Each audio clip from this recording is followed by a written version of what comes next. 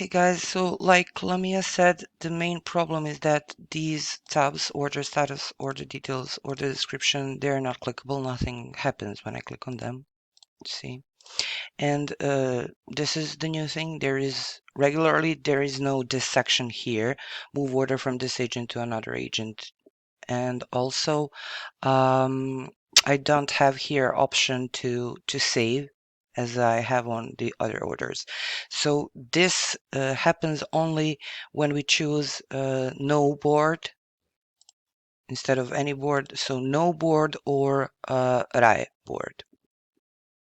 That's the main problem. We end up with an order like this, and there's nothing basically that I can do here except change the person in charge, and I can add here next step. That's it. So that's the main problem.